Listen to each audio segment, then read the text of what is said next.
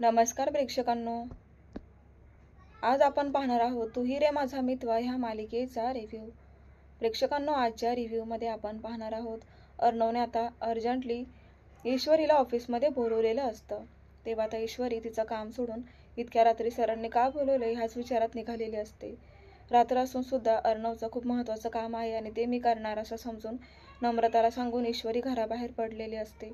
इतक्या रात्री आता ती अर्णवच्या ऑफिसमध्ये जाते तर अर्णव तिला म्हणत असतो की ईश्वरी, तुझ्यासाठी सरप्राईज आहे. तिला वाटतं की अर्णव सरांचं काहीतरी काम असेल ऑफिसबद्दलचं, पण अर्णव म्हणतो की ऑफिसचं कोणतंच काम नाही आहे ईश्वरी. इथे मी तुला खूप महत्त्वाच्या कामासाठी बोलवलंय, कारण तू इंदोरला जाण्याचं फिक्स केलं आहे. तर मला असं वाटतं तू खूप परफेक्ट अशी मिठाई बनवतेस आणि ह्या मिठाईला एखाद्या मिठाई स्वीटच्या फेवरेट स्वीटमधल्या दुकानात इतकी चव आहे. तेव्हा तुझ्या चवीला मला उत्कृष्ट अशी दर्जाची मिठाई म्हणून घोषित केलेलं आहे आणि त्याला नाव देत आहे मी ईश्वरी मिठाई, इंदोरी मिठाई. त्यामुळे ईश्वरी, अगं तुझ्याकडे इतकी कला असताना तू इंदोरला जाऊन काय करणार आहे? खरं करिअर, खरं आयुष्य मुंबईमध्ये राहून होत असतं. जेव्हा मी ही सात्विक फॅशन तयार केलं, जेव्हा बिझनेस सुरू केला, तेव्हा काहीच चालत नव्हता. शून्यातून मी हळूहळू शिकलो आणि जग निर्माण केले. तसंच ईश्वरी, तुझीसुद्धा खूप प्रोग्रेस होईल आणि तुला काय हवं नको, तुला कोणत्या वस्तू सपोर्ट करायचा, सगळं काही मी तुला अरेंज करून देईल.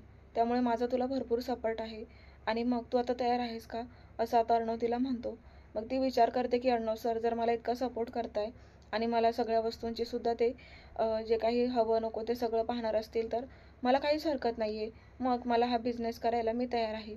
आणि त्यामुळेच आता ईश्वरी खूप खुश झालेली असते. तर अर्णव आज तिचा हातामध्ये घेतो आणि तिला प्रॉमिस करत असतो की तुला मी ह्या गोष्टीसाठी फोर्स करत आहे, तर उद्या तुला काहीच कमी पडू देणार नाही. तुला प्रत्येक गोष्टीची मदत मी करेल.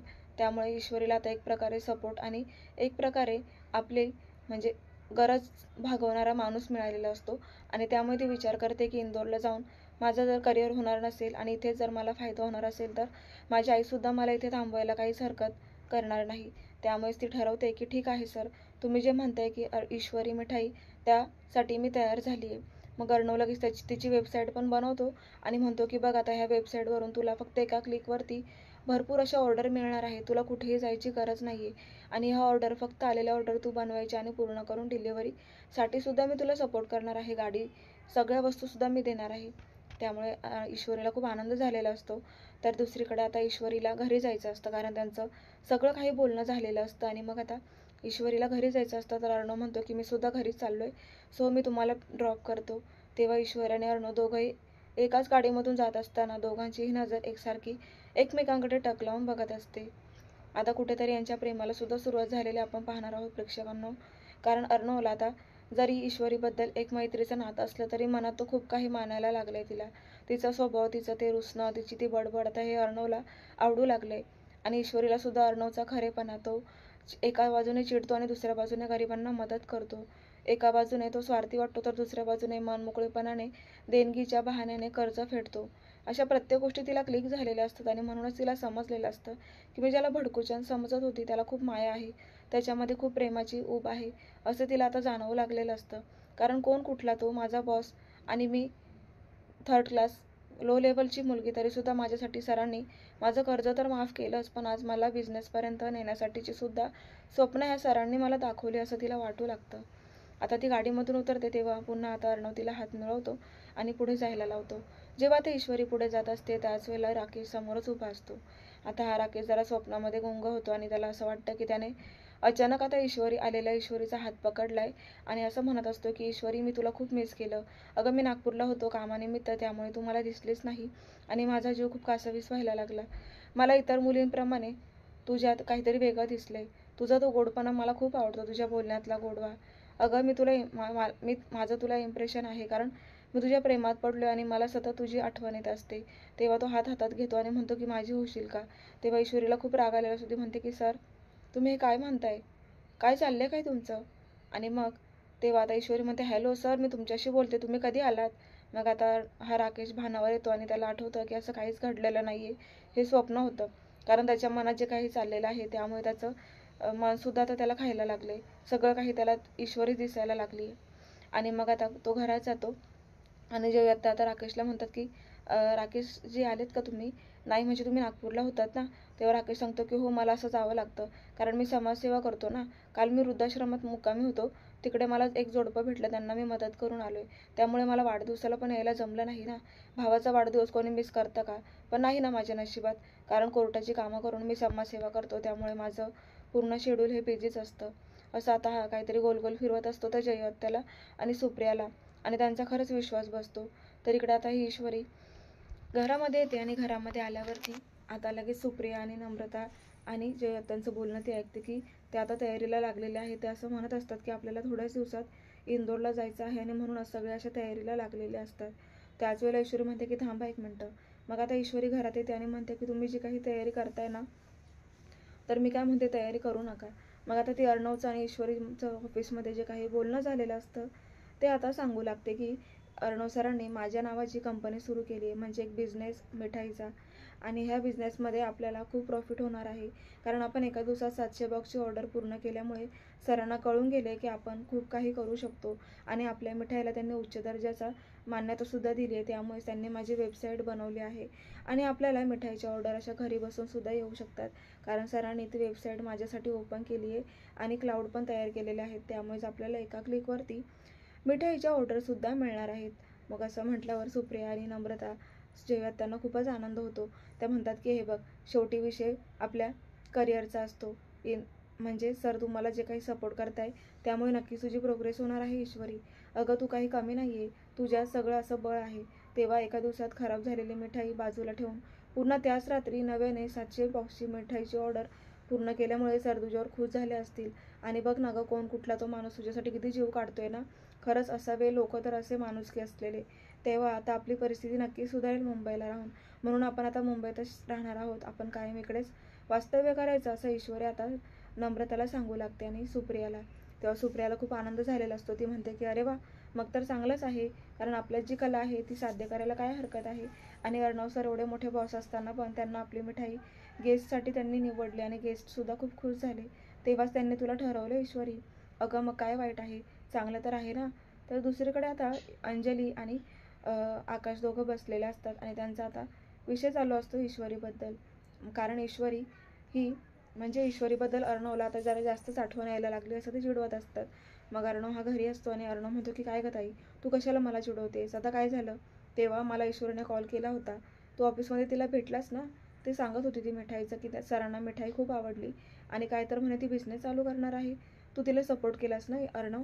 तेव्हा आता अर्णवला खूपच लाजल्यासारखं होत असतं, कारण तो म्हणतो की तुम्ही सारखं सारखं मला ईश्वरीचा विषय काढून का लाजवतायत. तेव्हा अंजली म्हणते की जे समोर दिसतं तेच बोलते मी. तेव्हा आता त्यांचं बोलणं चालू असताना अचानक राकेश तिथे येतो. आता राकेशला पाहून आता अंजली विचारू लागते की तुम्ही आलात का.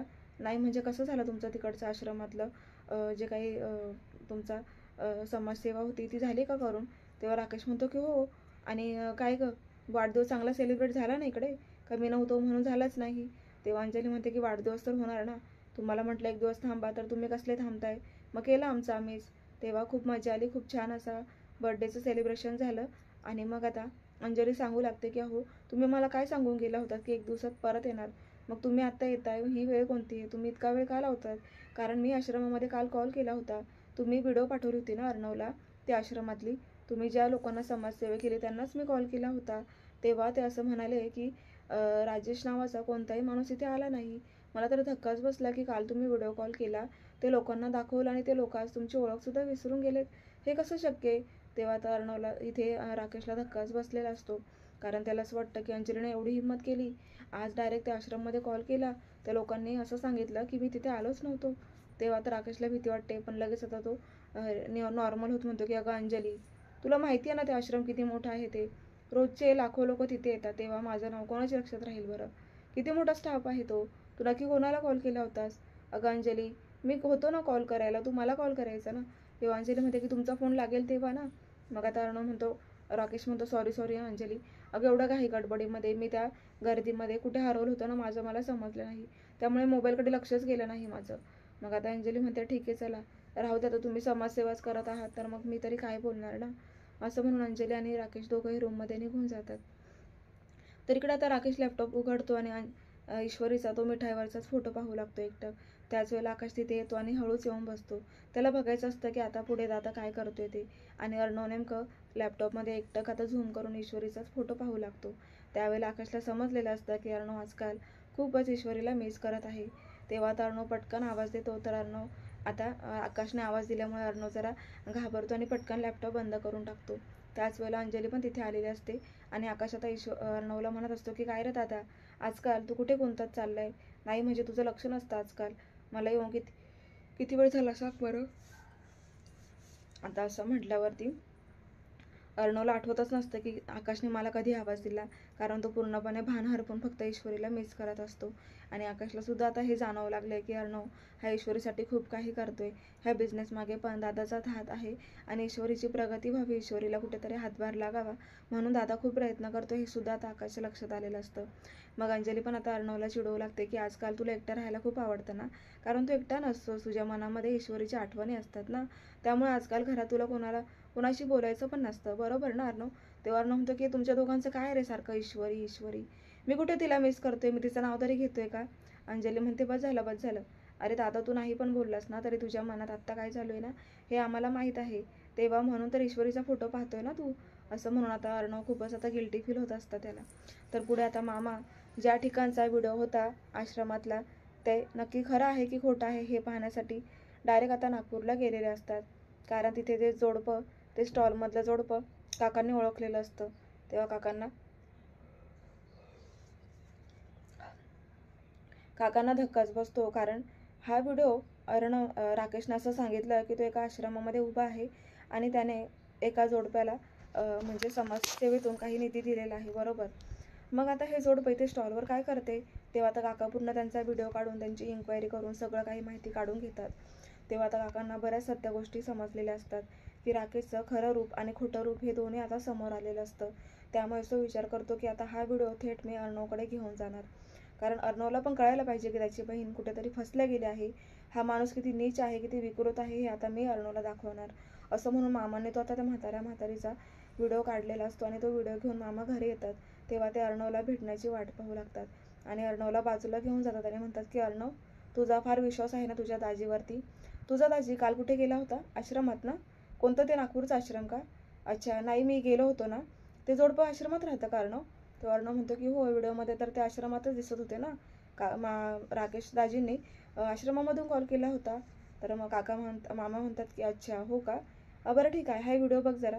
तेव्हा आता अर्णव तो व्हिडिओ पाहतो आणि त्याला धक्काच बसतो, कारण एक स्टॉल असतो, त्या स्टॉलवरती ते आजी आजोबा तिथे काहीतरी बनवत असतात. मग आता अर्णवला विचार पडतोय की जिजूंनी पाठवलेल्या व्हिडिओमध्ये हे दोघंजण आश्रमामध्ये होते आणि काकांच्या व्हिडिओमध्ये हे स्टॉलवर काहीतरी बनवताय, काहीतरी विकताय. नक्की प्रॉब्लेम काय आहे? पाणी कुठेतरी मुरतंय हे आता अर्णवच्या लक्षात आलेलं असतं. आणि म्हणून आता तो मामांना सांगतो की मामा, नक्की तुमचा अंदाज खरा ठरलाय की माझा खोटा विश्वास? दोघं हे आता विचार करत बसलेले असतात. तेव्हा आता प्रेक्षकांना राकेशचा खरा चेहरा समोर येणार आहे, कारण राकेशच हा राजेश म्हणून बाहेर फिरतोय हे आता लवकरच सत्य समजणार आहे. त्यामुळे अंजलीला खूप मोठा धक्का बसणार आहे. पाहत रहा तू ही रे माझा मितवा. अशाच डेली अपडेटसाठी चॅनलला सबस्क्राईब करा. धन्यवाद.